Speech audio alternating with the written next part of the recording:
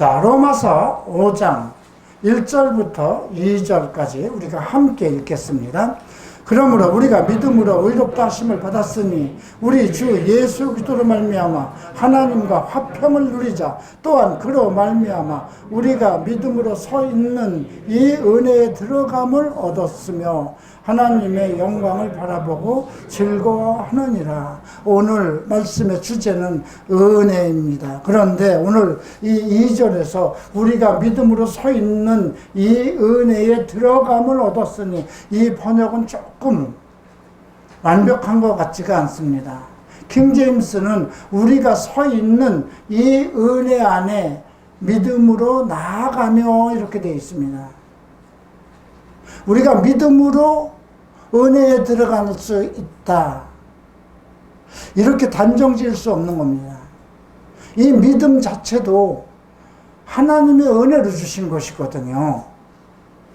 하나님이 나를 사랑하셔서 내가 예수를 받아들이고 영접할 수 있도록 그 마음을 허락하지 아니하셨다면 우리가 이 은혜에 들어갈 수도 없는 것이거든요. 그렇기 때문에 이 은혜, 이것은 이제 바울이 그 뒤에서 은사라고 그럽니다. 은사.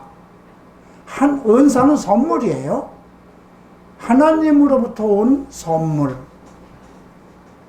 이제 원래 은혜라는 건 카리스라는 헬라어인데, 그 카리스라는 그 은혜에서 변천된 것이, 파생된 것이 카리스마예요. 은사입니다. 그러니까 은사도 이 은혜 가운데 있고, 사랑이나 이 모든 것이 다 하나님의 은혜 가운데 있는 것입니다. 그러니까 우리가 그 은혜라는 것 그 자체는 이 땅에 있는 것이 아닙니다. 하나님이 자기가 원하는 자들에게 베푸신 선물입니다. 그러니까 내가 믿음으로 들어갔다는 것이 아니라, 지금 우리 성경에는 우리 믿음으로 서 있는 이 은혜라고 그랬지만, 이 번역은 킹제임스가 맞는 것 같습니다. 우리가 서 있는 이 은혜 안에 믿음으로 나아간다. 한번 생각해 보십시오. 우리가 은혜 가운데 서 있는 것은 은혜가 일방적으로 내게 임했기 때문에 그렇거든요. 내가 믿음으로 열심히 해서 은혜에 들어간 것이 아니라 하나님의 은혜가 내게 임했기 때문에 내가 은혜 가운데 서 있는 거거든요. 그래서 이 문제를 우리는 조금 달리 생각해야 됩니다. 내가 지금 이 은혜 안에 서 있는 것, 여러분들이 지금 믿음 생활하고 있는 것, 주일을 예배보고 있는 것, 하나님을 공경하고 예수 그리스도를 사랑하는 것, 이 성경 말씀을 듣기를 좋아하고 이 성경 말씀에 기록되어 있는 모든 것을 내 삶에 그대로 실천되기를 그 원하는 그 모든 것들이 은혜 가운데 있는 것입니다. 그래서 요한복음 1장 14절에 이렇게 기록이 되어 있죠. 말씀이 육신이 되어 우리 가운데 계시니 은혜와 진리가 충만하더라 그랬어요. 그리고 또 요한은 은혜 위에 은혜를 더한다 그랬죠. 은혜는 더해질 수 있다는 것입니다. 이미 우리가 그리스도가 이 땅에 오셨기 때문에 그 은혜가 우리에게 임한 것입니다. 만약에 그리스도가 이 땅에 오지 아니하였다면 특별한 사람들에게만 하나님의 은혜가 있었던 겁니다. 그게 이스라엘 민족이죠. 하나님이 거룩하다고 택한 민족이니까. 우리는 이방 사람들이었어요. 우리는 개나 들짐승이나 우리는 사람이라고 인정할 수 없는 그런 존재였어요. 그런데 말씀이 육신이 되어 진리의 말씀, 하나님의 말씀 그 자체가 사람이 되어서 우리 가운데 오신 겁니다. 그러니까 이 성경 말씀이 예수 그리스도예요. 예수를 지금 어떻게 만나느냐? 말씀입니다. 우리가 예수를 만나기 위해서 뭐 기도원에도 가고 찬송도 들고 성령이 임하시기를 원하지만 성령이 내게 임하는 것과 그리스도를 만나는 것은 다른 문제예요. 성령은 우리를 돕기 위해서, 그리스도의 영광을 나타내기 위해서, 우리의 믿음으로 그리스도의 영광을 나타내기 위해서 하나님께서 우리에게 주신 은혜입니다. 성령은 하나의 선물입니다. 그러나 그리스도를 만나는 것은 또 다른 것입니다. 그래서 말씀이 육신이 되어 우리 가운데 계시니 우리가 하나님의 말씀 성경에 빠지고 성경에 미치는 것, 이것보다 큰 은혜가 어디 있을까 싶습니다. 과거 나는 30살에 예수를 믿었어도 교회에 미쳤습니다. 그리고 그 교회를 이끌어가는 목사들에게 미쳤죠. 정말 위대한 존재. 나는 그분들은 특별한 존재라고 의식을 했어요. 하나님이 그들을 택했고 기름을 부었고 거룩하게 했기 때문에 나와는 비교할 수 없는 존재라고 생각했어요. 근데 성경을 보니까 똑같은 거예요. 그도 죄인이고 나도 죄인이고 직책만 다른 거예요.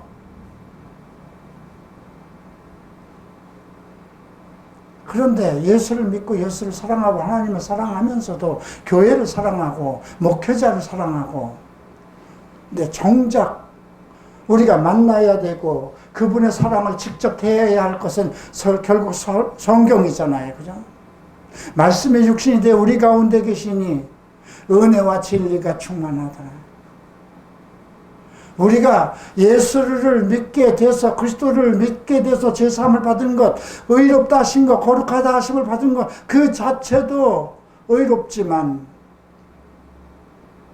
그의 은혜를 충만케 하기 위해서 우리가 해야 될 게 무엇일까요? 말씀과의 관계예요.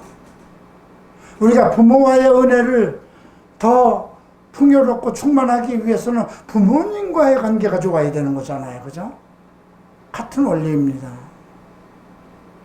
그래서 오늘 5장 1절에서 이제 그러므로니까 앞에 4장에 대한 전체적인 결론으로 하는 거죠.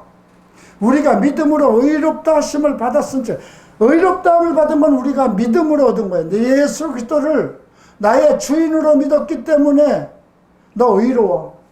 너는 그냥 죄덩어리고 평생 동안 죄를 너는 가지고 있을 수밖에 없는 그러한 속성 속에 있는 죄의 인간이야. 인간은 죄이니까요. 그럼에도 불구하고 거룩하다, 의롭다 이렇게 정하신 거예요. 자, 천지 모든 만물을 창조하시고 모든 세상을 운행해 가시고 그분의 뜻대로 모든 것을 하실 수 있는 분이 그렇게 정한 거를 누가 바꿀 수 있어요? 아무도 바꿀 수 없는 거죠. 그래서 우리가 믿음으로 의롭다 하심을 받았으니 이제는 예수 그리스도로 말미암아 화평을 누리자. 하나님과 화평을 누려야 돼요. 왜 그럴까요? 우리는 하나님과 원수되었던 자입니다. 인간을 창조할 때 하나님께서 그의 영광을 받으시기 위해서 이 인간을 창조했는데 인간이 배반한 거잖아요. 그래서 죄인은 하나님 앞에 나갈 수 없는 그런 존재가 되었던 거예요.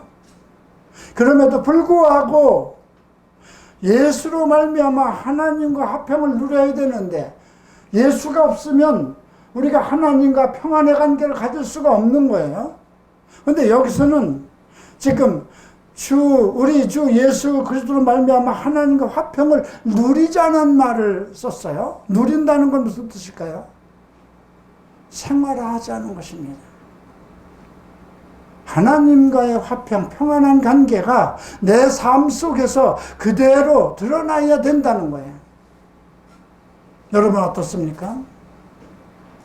아직도 예수를 믿을 때나 안 믿을 때나 똑같이 곤고하고 괴롭고 고통스럽고 그런데 이것이 어떤 하나님 안에서 누리는 그 기쁨과 믿음을 위해서 주는 그런 환난과 그런 아픔이 아니고 내 죄로 말미암아 내 잘못을 통해 내가 성경 말씀대로 살아가지 않고 내 욕심과 내 욕정을 만족하기 위해서 살아가다 얽혀버린 그런 죄의 문제로 하나님의 평안을 누리지 못한다면 이건 문제잖아요.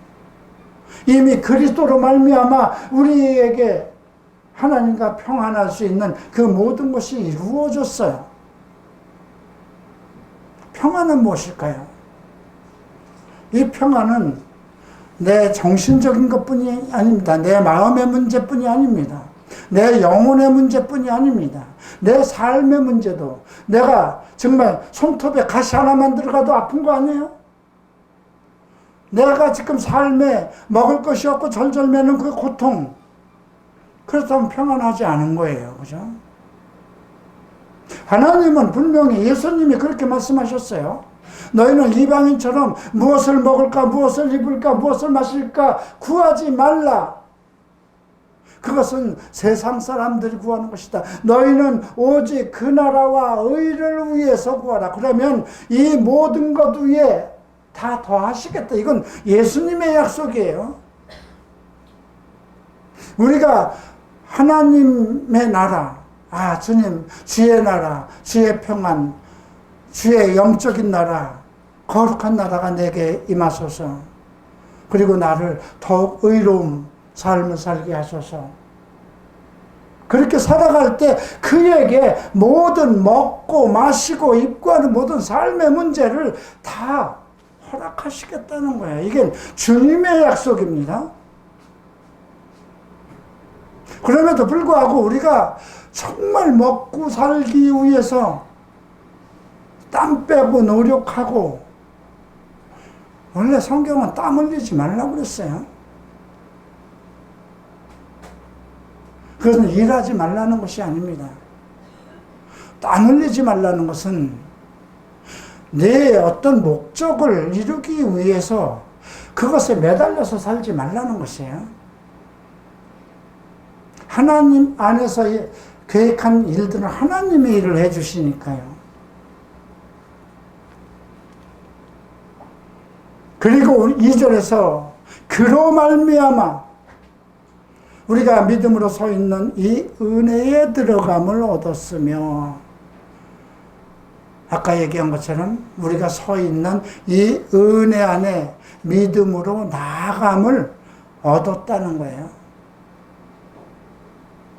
이 목적은 무엇일까요? 하나님의 영광을 바라보고 즐거워한다. 하나님의 영광을 바라본다는 건 하나님의 영광을 소망으로 둔다는 거예요. 아직 이루어진 것이 아니니까. 그죠? 하나님의 영광은 무엇일까요? 그리스도의 날에 우리가 그리스도를 이 땅에서 만난 것이 가장 최고의 영광입니다. 그 소망. 그러니까 이 말은 무엇이냐면, 우리가 그냥 거저 죄인임에도 불구하고 내가 예수를 믿음으로 말미암아 의인이 되었다 하고 그 은혜에 서게 하였은즉 이제는 믿음으로서 나아가자는 거예요.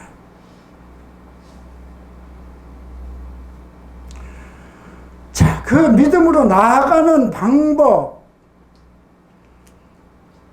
그 확증할 수 있는, 그 믿음으로 나아갈 수 있는 방법이 이제 3절에서 소개가 되고 있는데요. 다만 이뿐 아니라 우리가 환난 중에도, 이 환난이라는 단어는요, 어떤 앞찾기로 우리를 완전히 그냥 짜내는 것 같은 그런 환난을 겪어보셨습니까? 아마 사도들은 그 고통을 겪었겠죠. 그죠?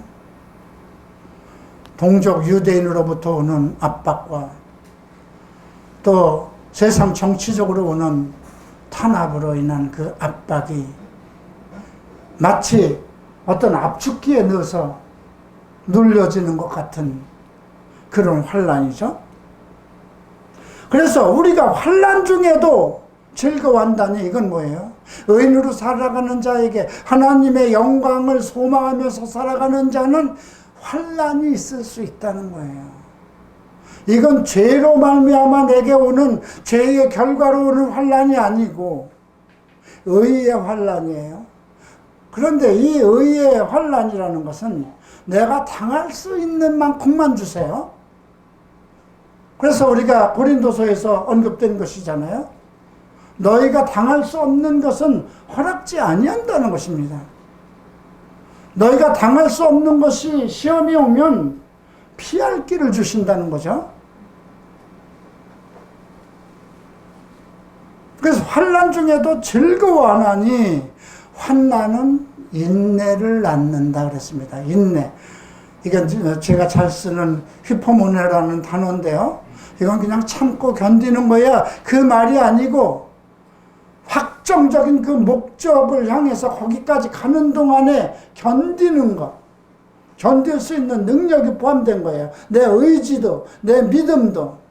나는 이미 하나님의 사람이라 하나님의 그 영광에 들어가는 그것이 하나의 소망이 아니고 내 이 환난을 통해서 어떤 아픔과 고통과 그런 것이 있더라도 나는 이 영광에 참여하는 날까지 모든 것을 견딜 수 있는 능력이 포함된 것이 인내입니다.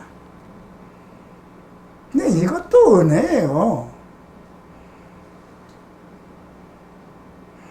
그 다음에 인내는 연단이라고 그랬어요. 연단은 우리가 재련소에서 금을 만드는데 그 속에 들어있는 모든 것을 더러운 것을 다 태우고 정금을 만드는 은을 깨끗한 가장 깨끗한 은을 만들기 위해서는 7번 단련한다고 그랬어요. 용광로에서.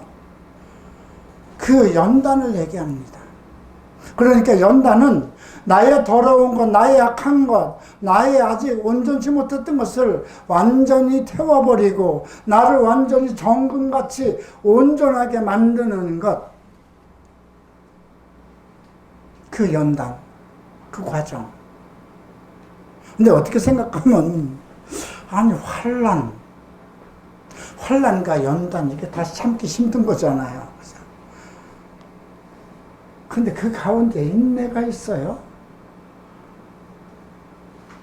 환난과 그 연단이 전부 다 고통인데 내가 참을 수 있는 건 무엇이냐면 하나님의 영광을 소망하며 그날까지 이룰 수 있는 인내, 그겁니다. 그래서 연단은 결과적으로 소망을 이룬다고 그랬죠. 무슨 소망인가요? 하나님의 영광에 이루는 소망. 그리스도의 날까지. 그날이 되면 내가 그와 같은 줄 알 거라는, 내 더러운 욕심, 욕정, 이 모든 것이 다 찌꺼기가 다 타버리고 예수 그리스도와 같이 의롭고 거룩한 그 모습으로 그 예수를 만난다는 거죠. 그러니까 그날이 올 때까지 나를 온전케 하시기 위해서 은혜 가운데서 그 환난과 인내와 연단을 겪게 하시는 것입니다. 은혜 가운데서 겪는 거예요. 하나님이 내게 주신 은혜를 온전케 이루기 위한 믿음이기도 하고요. 자, 5절. 이 소망이 우리를 부끄럽게 하지 아니하면 우리에게 주신 성령으로 말미암아 하나님의 사랑이 우리 마음에 부음받은 이 아픔, 이 믿음 안에서 겪어야 되는 환난과 인내와 연단이라는 건 쉬운 일은 아니에요. 기쁜 일은 아니에요. 그런데 이것을 우리의 그 그리스도를 만나는 그 기쁨의 소망을 가지고 그것을 이루기까지 우리가 할 수 있는 것이 아니라 성령으로 말미암아 하나님의 사랑이 우리 마음에 부었기 때문에 그런 소망을 버리지 않고, 내가 지금 나이가 이 나이가 됐는데 얼마나 더 영광을 보려고 그래? 어차피 인간 다 죽으면 다 끝나는 거 아니야? 중단할 수 있는 거잖아요. 어떤 환란이 오고 열심히 참다가도 어떤 내 안에 모든 그 더러운 것을 태우고 온전한 사람을 만들기 위한 그 작업 도중에 내가 포기할 수도 있는 거잖아요. 인생 뭐 있어?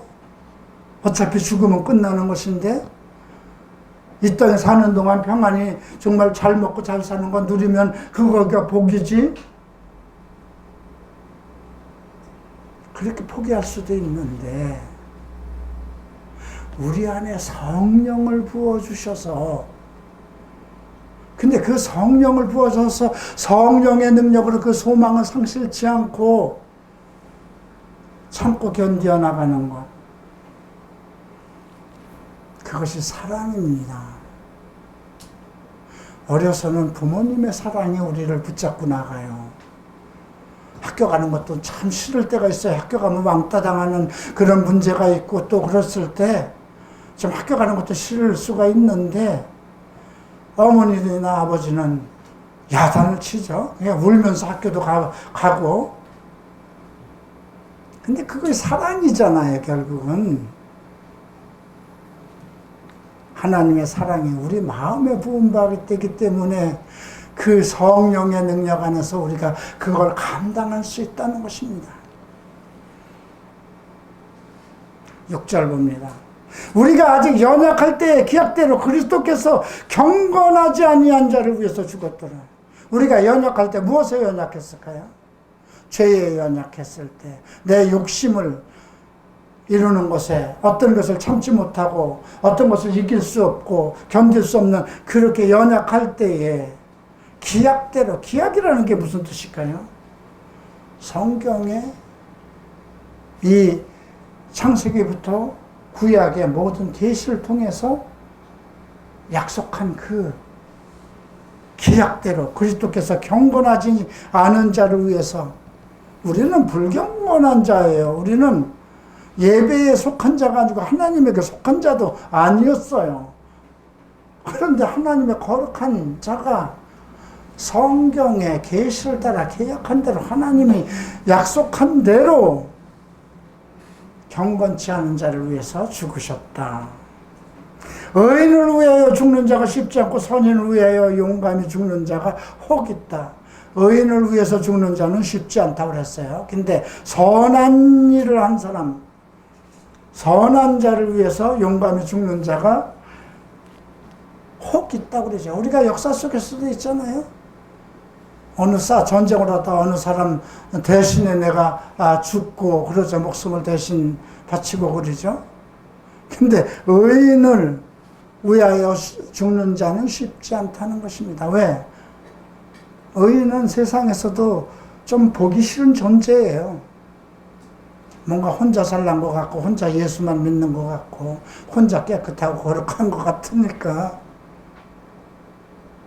근데 세상에서 선한 일을 한 사람을 위해서는 죽는 자들이 혹 있거니와, 세상에서도 이런데 감히 죄인을 위해서 죽을 수 있느냐 이거죠. 그 말이 8절에 나옵니다. 함께 읽겠습니다. 우리가 아직 죄인 되었을 때 그리스도께서 우리를 위하여 죽으심으로 하나님께서 우리에 대한 자기 사랑을 확증하셨다고 그랬어요. 확증. 확실한 증명. 내가 아직 죄인 되었을 때 그 아들 예수 그리스도를 십자가에 내어주심으로 우리에 대한 사랑. 그렇기 때문에 우리가 은혜 가운데 서 있는 그 은혜까지 들어온 것도 하나님의 사랑 때문에 그 은혜 가운데로 들어와 있을 수 있었던 거잖아요. 근데 이것이 포기되면 안 되는 거잖아요.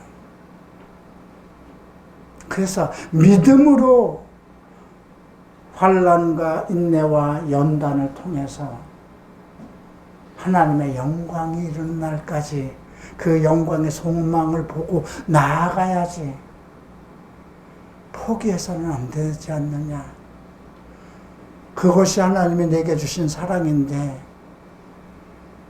그 사랑이 네가 죄인 되었을 때 이미 시행되었다는 겁니다. 그러면 이제 우리가 그의 피로 말미암아 의롭다 하심을 받았은즉, 여기서 이제 피로 말미암아 의롭다, 우리가 의인된 거는 거저 얻은 것이 아니라 그리스도의 피로 말미암아 의롭다 하심을 받았은즉 더욱 그로 말미암아 진노하심에서 구원을 받을 것이니. 죄에서, 여기서 진노하심이라는 건 죄에서 구원을 받을 것이니, 곧 우리가 원수 되었을 때 그 아들의 죽으심으로 말미암아 하나님과 화목하게 되었은즉 화목하게 된 자로서 더욱 그의 살아나심으로 말미암아 구원을 받는다. 우리가 구원에 대한 생각은 조금 다시 생각할 부분이 있어요. 예수가 죽으셨기 때문에 우리가 죄에서 구원을 받았다. 예, 맞아요. 근데 그건 시작입니다. 의롭다 하심을 받았으니까. 근데 여기서는 우리가 10절에선 그걸로 인해서 하나님과 화목을 이루게 되었는데 더욱 그의 살아나심으로 말미암아 구원을 받아. 예수 그리스도의 살아나심으로 인해서 우리가 더욱 확실한 구원. 그러니까 만약에 예수 그리스도께서 살아나지 아니하였다면 우리의 믿음도 헛것입니다. 우리의 소망도 헛것이에요. 죽은 자잖아요. 그렇게 되면. 그죠? 예수는 죽은 자 속에 있을 수 없는 분이기 때문에, 예수를 우리의 죄 때문에 십자가에 내어주신 것은 그 죽은 자를 살리실 수 있는 능력이 있기 때문에, 이게 이제 아브라함의 신앙이었잖아요. 지난 4장에서 배운. 이제 그것으로 이제 그뿐 아니라 이제 우리로 화목하게 하신 우리 주 예수 그리스도로 말미암아 하나님 안에서 또한 즐거워한다 그랬습니다. 오늘 사실 5장 전체가 얘기하는 것은 은혜 가운데 있는 자들은 하나님과 평화를 이루어야 된다는 거예요. 그 안에는 많은 걸 생각하게 되는 거죠. 과연 너는 지금 하나님이 너를 기뻐 받을 수 있는 자, 하나님이 정말 자기 아들을 내어주는으로 너를 죄인에서 구원하신 그 사랑을 너에게 베풀었는데 아직도 너는 하나님과 화평을 이루지 못하고 죄 속에 있느냐, 이걸 묻는 거예요.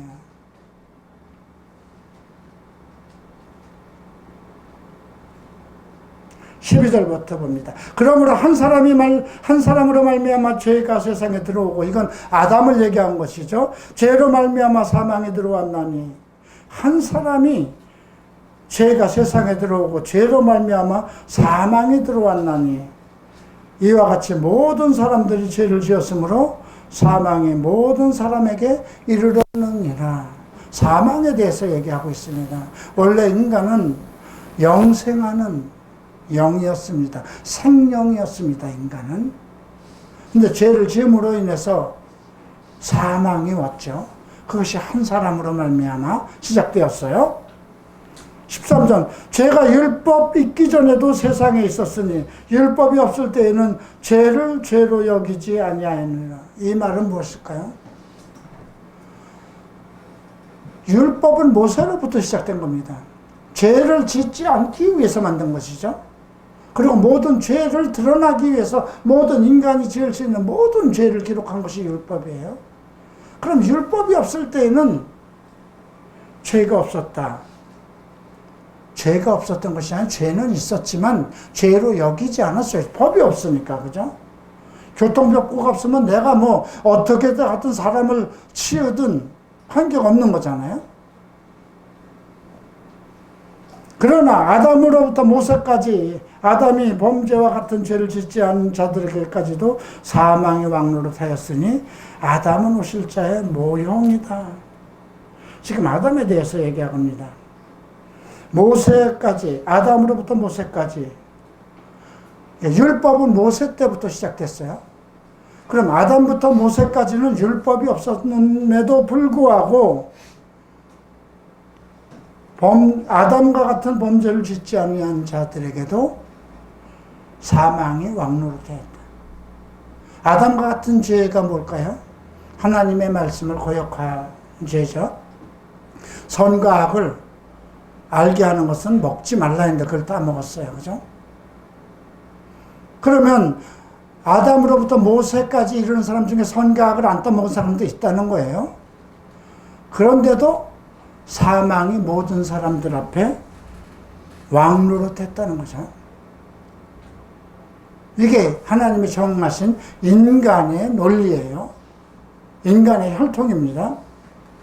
그래서 아담은 오실자의 모형이라고 그랬습니다. 자, 그러나 이 은사는 그 범사와 같지 않은 이 은사가 뭘까요? 한 사람의 범죄로 인해서 많은 사람이 죽었은즉 더욱 하나님의 은혜와 또한 사람의 예수 그리스도의 은혜로 말미암은 선물은 많은 사람에게 미쳤다. 여기서 은사를 먼저 얘기하면서 하나님의 은혜와 한 사람 예수 그리스도의 은혜를 얘기하죠. 그러니까 은사 속에서 사람을 살리는 은사가 나온 거예요. 은혜 속에서 포함되어 있는 거죠. 이 선물은 범죄한 한 사람으로 말미암은 것과 같지 아니하고 심판은 한 사람으로 말미암아 정죄에 이르렀으나 은사는 많은 범죄로 말미암아 의롭다 하심을 이뤘다. 심판, 사망이라는 심판은 아담 한 사람의 죄로 인해서 모든 사람에게 왔지만 하나님의 은사는 그렇지 않다는 거죠. 많은 범죄로 말미암아 의롭다 하심. 한 사람만의 죄가 아니라 이 땅의 모든 사람의 죄, 그걸로 말미암아 의롭다 하심을 입었다는 거죠. 예수 그리스도는 한 사람을 위해서 죽은 것이 아니라는 거죠. 온 인류를 위해서, 범죄한 모든 심령들을 위해서 십자가에 내어주신 것이니까요. 17절 한 사람의 범죄로 말미암아 사망이 그 한 사람을 통하여 왕노릇하였은즉 더욱 은혜와 의의 선물이 넘치게 받는 자들은 한 분 예수 그리스도를 통하여 생명 안에서 왕노릇. 앞에서는 아담으로 시작한 것은 그와 같은 범죄를 짓지 않은 사람도 아담이 조상이 있기 때문에 그 한 사람으로 사망이 모두 이르렀다는 거죠. 그럼에도 불구하고 이 은사, 하나님의 은혜는 하나님의 은혜, 그리스도의 은혜, 사람을 범죄에서도 많은 범죄 속에서도 그 사람을 의롭다 하신 그것은 하나님의 은혜로만 되는 건데 하나님의 선물이라는 거예요. 그래서 은혜와 은사는 뗄래야 뗄 수 없는 거예요. 은혜가 있어야 은사가 있는 거예요. 은혜 자체도 하나님의 은사인 거예요. 그래서 은혜와 의의 선물을 넘치게 받은 자들은 한 분 예수 그리스도를 통하여 생명 안에서 왕노릇하리라.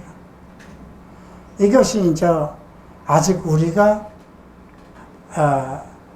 누리지 못하는 우리의 소망 속에 있는 이제 그리스도의 날에 이루어질, 그래서 그때가 되면 이 땅에 천년왕국이 펼쳐지고 너희는 1000년 동안 그리스도와 함께 왕노릇한다는 거예요.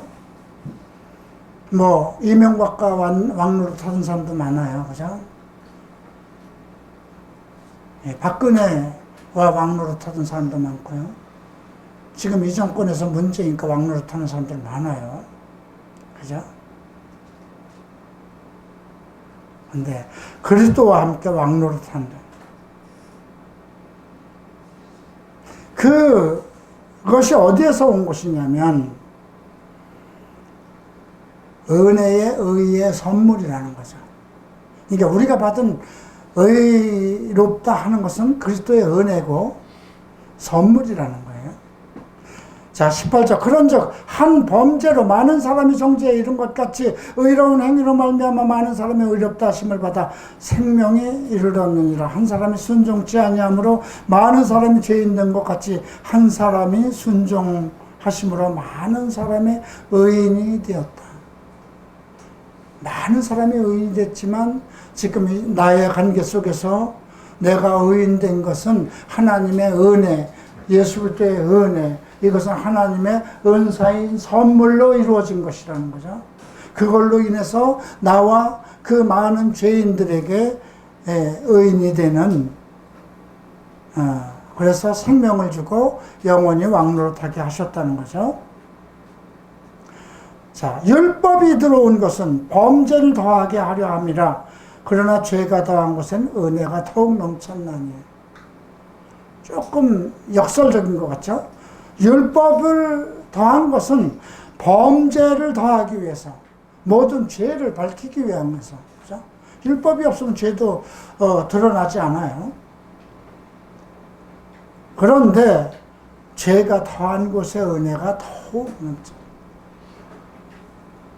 자, 이제 예수님 때에도 이런 얘기가 있어요. 이제 비유로 말씀하신 것이죠. 자, 어떤 사람이, 만약에 지금 돈으로 하면, 빚을 억대를 지은 사람이 있고, 100만원 지은 사람이 있다고 그럽시다. 근데 동시에 다 탕감을 해줬어요. 어떤 사람이 더 은혜로울까요? 그죠? 100만원 사람 받은 사람? 자기만 생각해도 그건 은혜예요.